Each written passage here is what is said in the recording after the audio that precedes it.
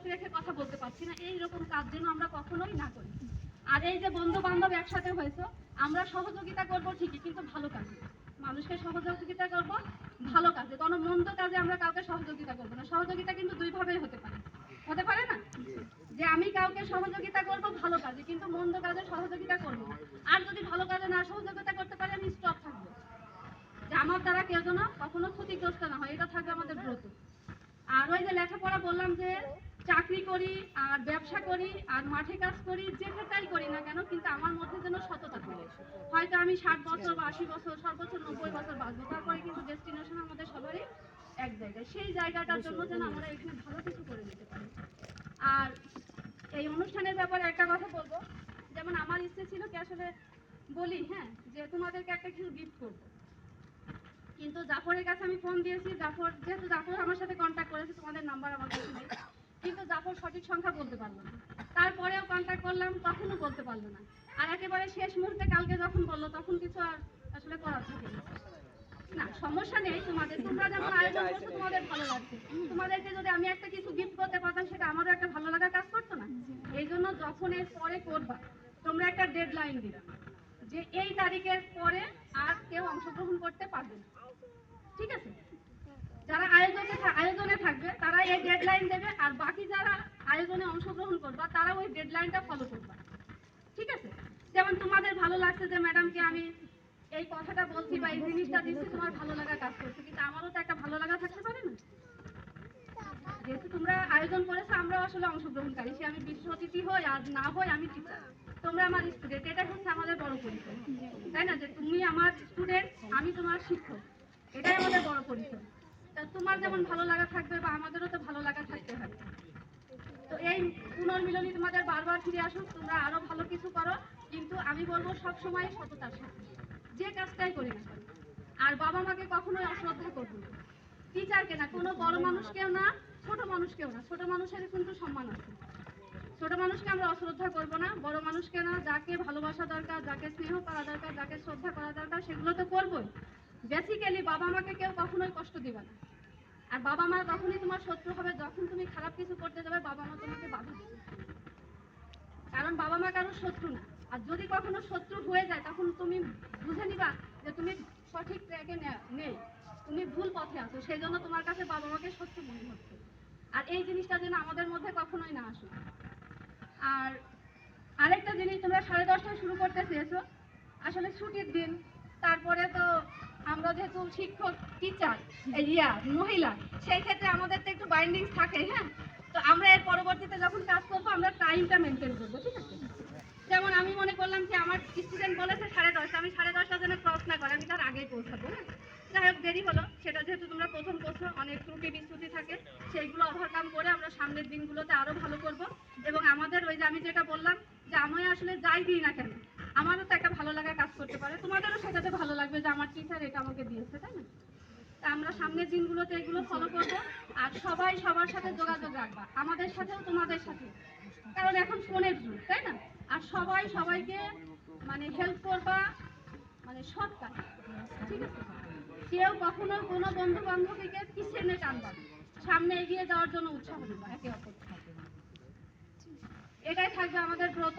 আর এই সামগ্রিক আয়োজন, তোমাদের সমস্ত কিছুর জন্য সবাইকে ধন্যবাদ। ভালো থাকবা, সুন্দর থাকবা, তোমাদের আকাঙ্ক্ষা পূর্ণ হোক, আমি সেই প্রার্থনা করি। সুস্থ থাকো, আমাদের জন্য দোয়া করবা, আবার যেন আমাদের দেখা হয়।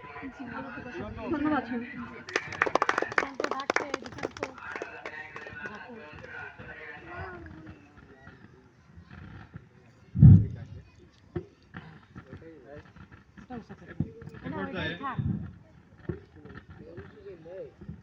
ওইটা ওই সময় নিলে ধরছে, ওইটা ওইটা ওইটা খারাপ হয় না, ওইটা না, মাউথপিসটা খারাপ করো, ওইটা ওইটা মাইকটা মাউথপিসটা খারাপ করো, এই ভাই এটা দাও না, এটা দাও, এটা দেখো ওই একটাতে রাখুন, দুইবার ওইটা করতে গেলে ঝামেলা হচ্ছে, সবাই ওই গেছে ওইটা দিছে ওইটা দিছে ওইটা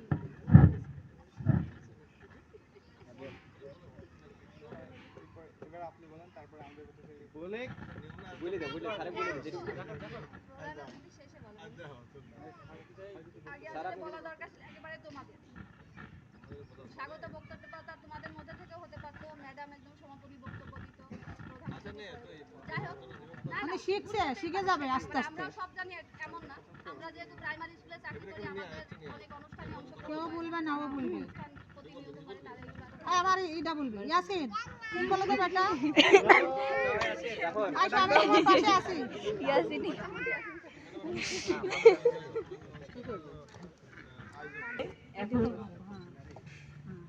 2018 সালের জাফর বিএসসি ব্যাচের ছাত্র মোহাম্মদ জাফর নিচে নাবা টাইট হয়ে যাবে আবু জাফর সিদ্দিক সবার উদ্দেশ্যে কিছু কথা বলবে।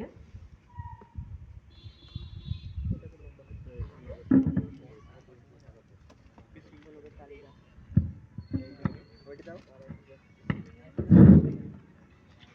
খালি খেয়াল রাখো বিসমিল্লাহির রহমানির রহিম 49 নং কাড্ডাসা সরকারি প্রাথমিক বিদ্যালয়ের পিএসসি ব্যাচ 2018 কর্তৃক আয়োজিত পুনর্মিলনী ও সাংস্কৃতিক অনুষ্ঠানে উপস্থিত মাননীয় সভাপতি, অতিথি, শ্রদ্ধেয় শিক্ষকবৃন্দ ও আমার সামনে উপবিষ্ট আমার কলিজার বন্ধুরা, সকলকে আমার আন্তরিক অভিনন্দন ও সালাম। আসসালামু আলাইকুম। প্রিয় বিদ্যালয়ের শিক্ষক শিক্ষিকা, প্রিয় বন্ধু এবং বন্ধুরা, আজকের এই বিশেষ দিনে আমাদের সকলের প্রিয় বিদ্যালয়ে একত্রিত হয়ে পুনর্মিলন অনুষ্ঠানে উপস্থিত থাকতে পেরে আমি অত্যন্ত গর্বিত এবং আনন্দিত। দীর্ঘ সময় পর একসঙ্গে থাকার এই সুযোগটি খুবই মধুর এবং এই মুহূর্তটি আমরা সকলেই স্মরণীয় করে রাখব। আজকের এই অনুষ্ঠানে সেই সব স্মৃতি আবার জেগে উঠেছে। মনে পড়ছে ক্লাসের মজার মুহূর্ত, শিক্ষকদের স্নেহময় শিক্ষা আর বন্ধুদের সাথে কাটানো অসংখ্য সুন্দর সময়। আমরা সবাই একসাথে হাসি, গল্প করি আর ভবিষ্যতের স্বপ্ন বুনি। আজকের এই পুনর্মিলনী অনুষ্ঠানে সেই সুন্দর দিনগুলোর কথা স্মরণ করিয়ে দিচ্ছে এবং আমাদের বন্ধুত্বকে আরও দৃঢ় করছে। আমরা যারা এক সময় এই বিদ্যালয়ে পড়াশোনা করেছি তারা জানি এখানকার পরিবেশ, শিক্ষক শিক্ষিকাদের অক্লান্ত পরিশ্রম, ঘুম আসে যাচ্ছে এবং বন্ধুত্বপূর্ণ সম্পর্ক আমাদের জীবনের এক গুরুত্বপূর্ণ অধ্যায়। এই বিদ্যালয়ে যে শিক্ষা, মূল্যবোধ ও দক্ষতা অর্জন করেছি আমাদের ভবিষ্যতের পথ চলা আরো সহজ ও এবং সাফল্যমণ্ডিত করেছে। আসলে সমস্ত শিক্ষক শিক্ষিকা বন্ধুরা একে অপরের প্রতি খুব বন্ধুত্বপূর্ণ এবং একে অন্যের সহায়ক ছিলাম আমরা। এই বিশেষ সম্পর্ক বন্ধন যেটা আমরা একে অপরের সাথে শেয়ার করেছি সেটা সারা জীবন ধরে আমাদের হৃদয়ে গেঁথে আছে এবং থাকবে, এবং আমরা সবাই সব সময়ের জন্য কাটানো এই সমস্ত সুন্দর মুহূর্তগুলো স্মরণ করে থাকব। আজ আমরা যখনই ফিরে তাকাই আমাদের চোখে ভাসে সেই সব দিনগুলো যেখানে আমরা সকলেই একে অপরের পাশে ছিলাম। স্কুলের এই মাঠে খেলাধুলা, ক্লাসরুমে পড়াশোনা এবং সবকিছু মিলে একটি দারুণ স্মৃতি জগৎ গড়ে উঠেছিল। বিদ্যালয় শুধু পাঠদানের স্থল নয়, বরং আমাদের চরিত্র গঠনের ক্ষেত্র, বন্ধুত্বের মূল্য এবং সূত্র জীবনের জন্য প্রেরণার উৎস। এখন আমাদের জীবনের বিভিন্ন ক্ষেত্রেই আমরা নিজেদের প্রতিষ্ঠিত করেছি, কিন্তু বিদ্যালয়ের স্মৃতি আমাদের চিরকাল থাকবে। আজকের এই পুনর্মিলনী অনুষ্ঠানে আমাদের জন্য একটি সুন্দর সুযোগ পুরনো বন্ধুদের সাথে একত্রিত হতে, একে অপরের সাফল্য, অভিজ্ঞতা শেয়ার করতে এবং সেই পুরনো দিনের কথা মনে করতে। আজ আমরা সবাই একসঙ্গে স্মৃতির নতুন এক অধ্যায় শুরু করব। ভবিষ্যতে যেন আমরা সবাই একে অপরের পাশে থাকি, পরস্পরের সাহায্য করি এবং জীবনকে আরো সুন্দরভাবে উপভোগ করি সেই আশা। এই পুনর্মিলনী অনুষ্ঠানে আমাদের স্মৃতিগুলোকে পুনরুজ্জীবিত করেছে এবং আমাদের বন্ধুত্বের বন্ধনকে আরো দৃঢ় করেছে আশা করি। আমরা সবাই আজকের এই সুন্দর মুহূর্তগুলোকে মনে রাখবো এবং ভবিষ্যতে আরো এমন পুনর্মিলনীতে অংশগ্রহণ করবো ইনশাআল্লাহ। সবশেষে আমি বিদ্যালয়ের শিক্ষক শিক্ষিকাদের ধন্যবাদ জানাই যাদের জন্য আজ এখানে দাঁড়াতে পেরেছি, এবং সকল প্রাক্তন শিক্ষার্থীকে অনুরোধ জানাই, আসুন আমাদের এই স্মৃতির দিনটি একসাথে উদযাপন করি। ধন্যবাদ সবাইকে। অনেক সুন্দর হয়েছে।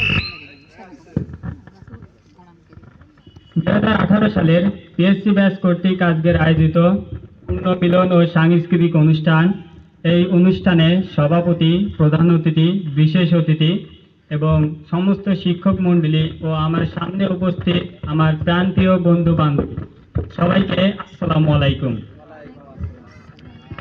আসলে কোনোদিন যে আবার এভাবে একসাথে আসতে পারবো, বসতে পারবো, সবার কথা শুনতে পারবো ভাবতেও পারিনি। আসলে এই কৃতিত্বটা আমি জাফরকে দিতে চাই, কারণ এই উদ্যোগের সর্বপ্রথম ওই উদ্যোগটা নেয়, যে ও আমাকে বলে যে আমরা একটা অনুষ্ঠান আয়োজন করতে যাচ্ছি, তো ওই প্রথম এই উদ্যোগটা নেয়, যে আমাকে বলে বন্ধু বান্ধবের সাথে সব কন্টাক্ট, ওই একমাত্র সবকিছু অনুষ্ঠানের আয়োজন করে। আর ওর সাথে সঙ্গ দিয়েছিল দিগান্ত, যারা এই দুজন মিলেই এই অনুষ্ঠানকে এই পর্দায় নিয়ে এসেছে। এবং আমি আরো ধন্যবাদ জানাই আমার সাবেক দুই শিক্ষক শিক্ষিকা, যারা তাদের মূল্যবান সময় ব্যয় করে তাদের মূল্যবান সময়টা আমাদেরকে দিয়েছে। তাদের জন্য আমি তাদেরকে ধন্যবাদ জানাই। আর ক্লাসে যখন এই বিদ্যালয়ে ভর্তি হই, তখন প্রথম একটা কথা শুনতে পারি, মানে ম্যাডাম আমাকে বলেছিল যে তোমরা এখনো কাদার মাটির মতো আছো, তোমাদের এই কাদার মাটি তোমরা যেদিকেই ঘোরাবা সেদিকেই ঘুরবে, কিন্তু যখন এই কাদার মাটিটা ইটের মতো শক্ত হয়ে যাবে তখন আর কোনো দিকেই ঘোরাতে পারবে না, যদি ঘোরাতে যাও তো ভেঙে যাবে। তো আমি মনে করি আমরা এখনো সেই কিছুটা হলেও কাদার মাটির মতোই আছি। আমরা চাইলে নিজের পরিশ্রম, সফলতা দিয়ে যার যেটুকু পূর্ণ গ্যাপ আছে আমরা সেটুকু পূর্ণতা করতে পারি। আর আমি তোমাদের উদ্দেশ্যে বলতে চাই, তোমরা যদি কোনো সমস্যা এবং বিপদে থাকো তো আমি তোমাদের সব সময় পাশে আছি। তোমরা আমার সাথে যদি কন্ট্যাক্ট করো, আমি আমার সর্বোচ্চ জায়গা থেকে তোমাদের সহযোগিতা করার চেষ্টা করব।